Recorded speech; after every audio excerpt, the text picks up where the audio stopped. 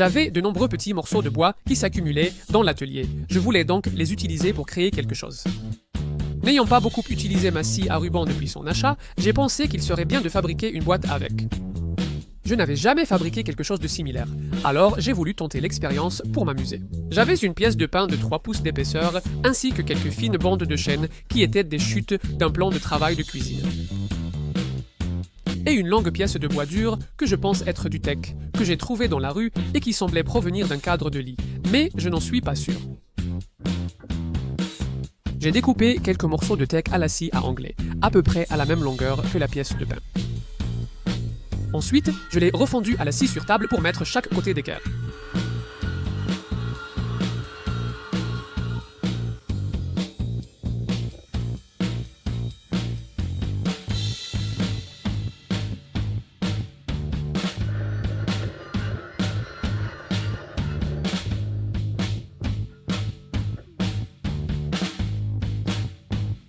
Ensuite, j'ai étalé une bonne quantité de colle à bois sur les pièces et les ai serrées ensemble avec des serre-joints.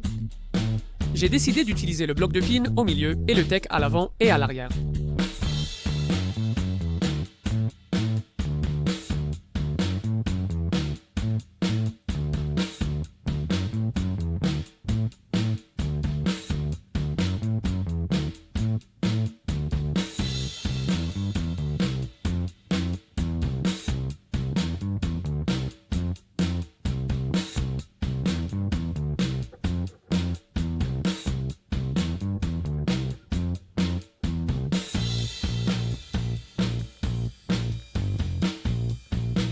Quand la colle a séché, j'ai retiré les serre-joints.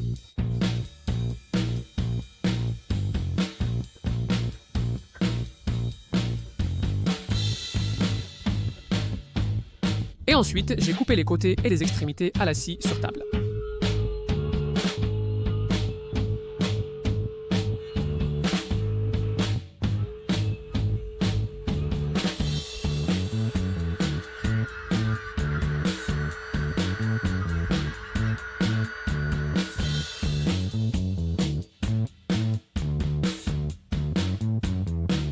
Certaines des jonctions de colle n'étaient pas parfaites, alors j'ai appliqué un peu de colle dans les espaces et j'y ai frotté de la sciure.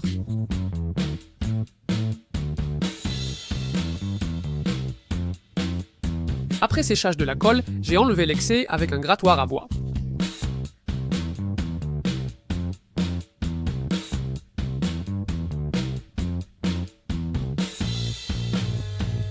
Ensuite, j'ai nettoyé les côtés du bloc à la dégauchisseuse.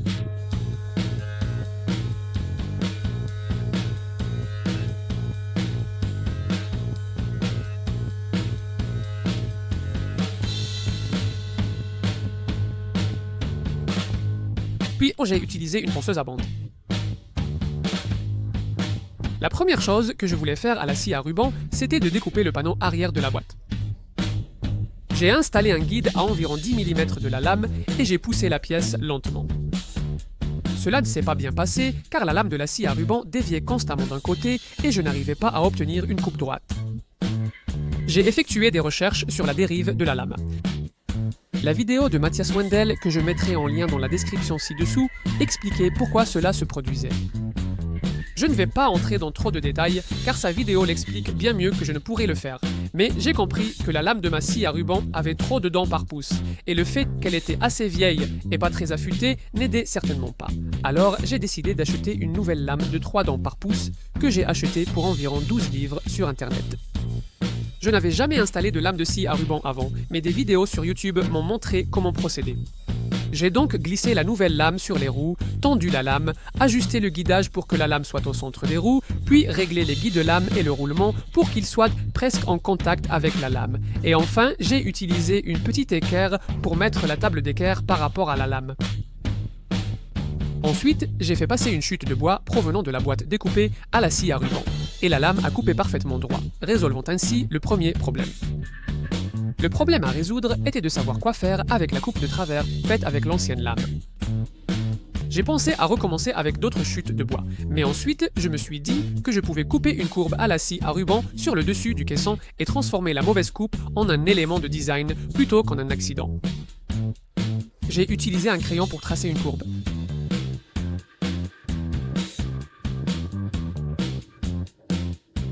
découpé la courbe à la scie à ruban.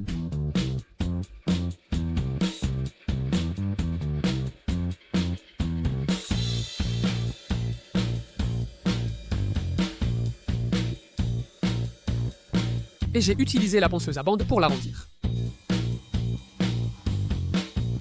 Donc, la coupe bancale que j'avais faite sur ce qui allait être l'arrière de la boîte à scie à ruban était maintenant une courbe inclinée sur le devant de la boîte. Le projet avait évolué, mais étant ma première tentative de fabrication d'une boîte à scie à ruban, je savais que ça ne serait pas parfait de toute façon.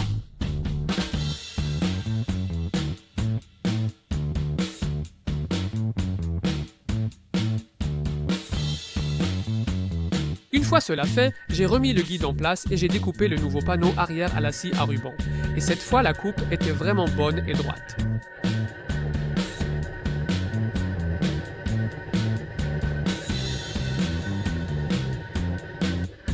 Puis, j'ai aussi découpé les panneaux latéraux ainsi.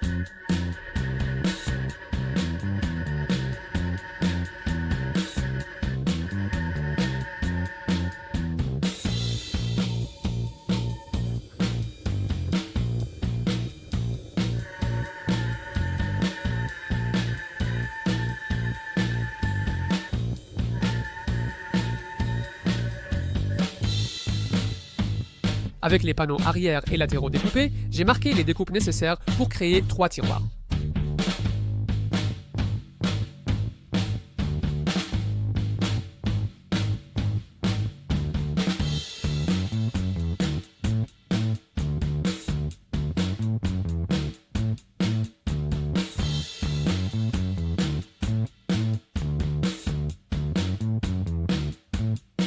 Ensuite, j'ai fait ces découpes. Pour une raison inconnue, la lame a de nouveau dévié.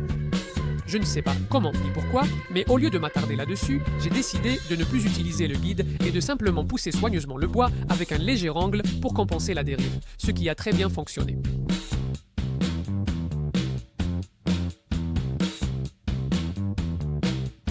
J'ai collé les séparateurs de tiroirs, le dessus et le dessous, puis j'ai serré les côtés avec les tiroirs en place pour les positionner correctement.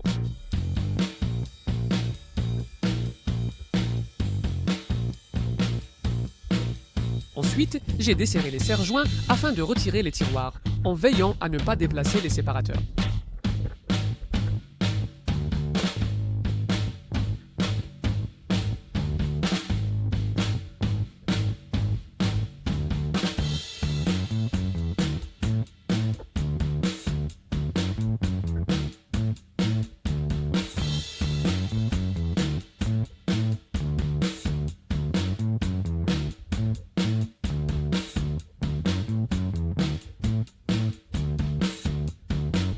Ensuite, j'ai attendu que la colle sèche.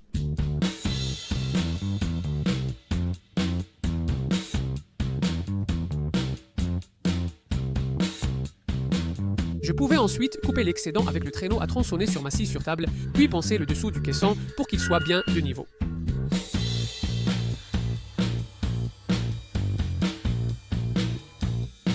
Ensuite, j'ai encollé le panneau arrière sur le caisson et utilisé mon étau pour le serrer. J'ai découpé une cale en bois à la scie sur table pour compenser la courbure à l'avant et appliquer une pression uniforme.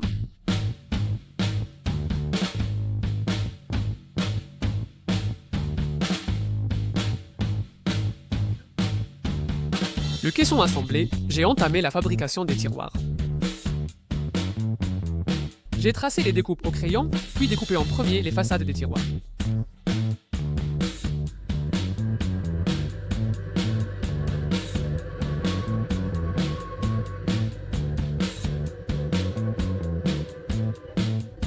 Ensuite, j'ai découpé le panneau du fond des tiroirs.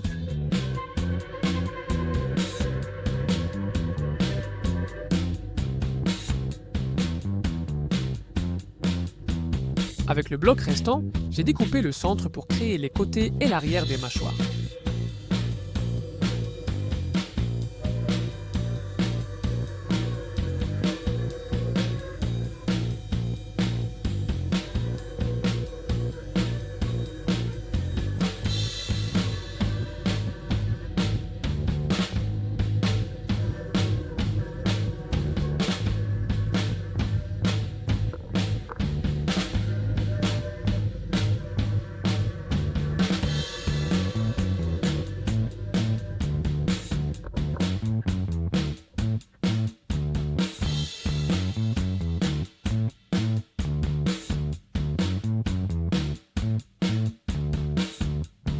J'ai ensuite recollé et resserré les tiroirs.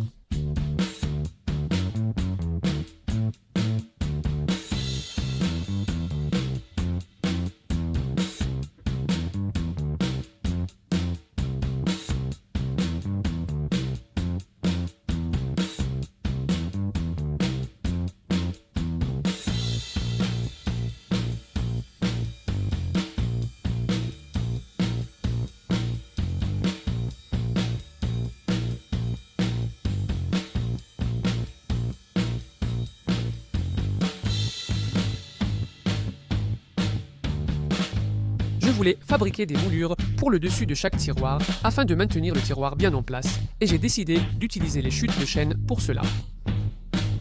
J'ai réglé la lame de ma scie sur table à environ 7 degrés et j'ai coupé une mince bande.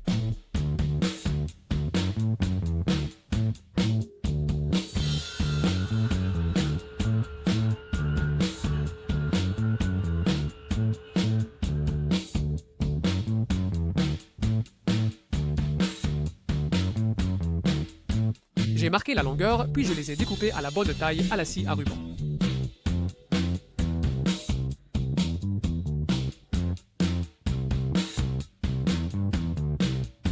Collé et serré avec des pinces à ressort.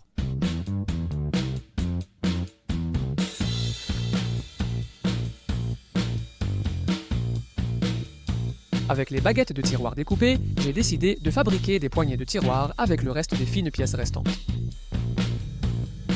Découpez 3 bandes de 5 cm de long. Et façonnez-les ensuite à la ponceuse à bandes.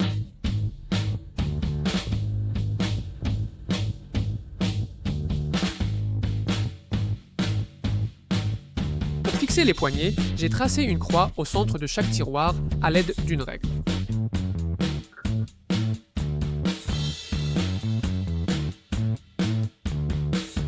J'ai placé une poignée à l'intersection des lignes en haut pour positionner uniformément chaque poignée de tiroir.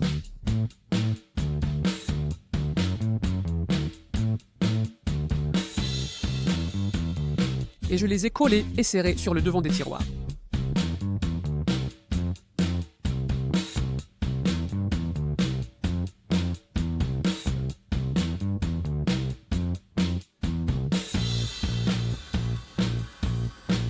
Une fois que j'ai poncé les tiroirs, ils s'adaptaient à la structure.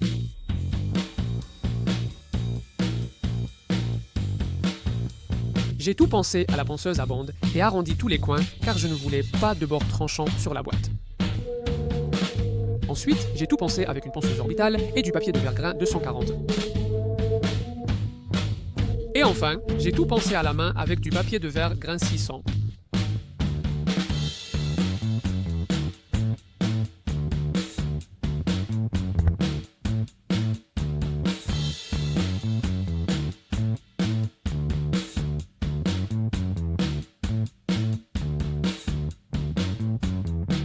J'ai appliqué de l'huile de lin bouillie sur la carcasse et les tiroirs.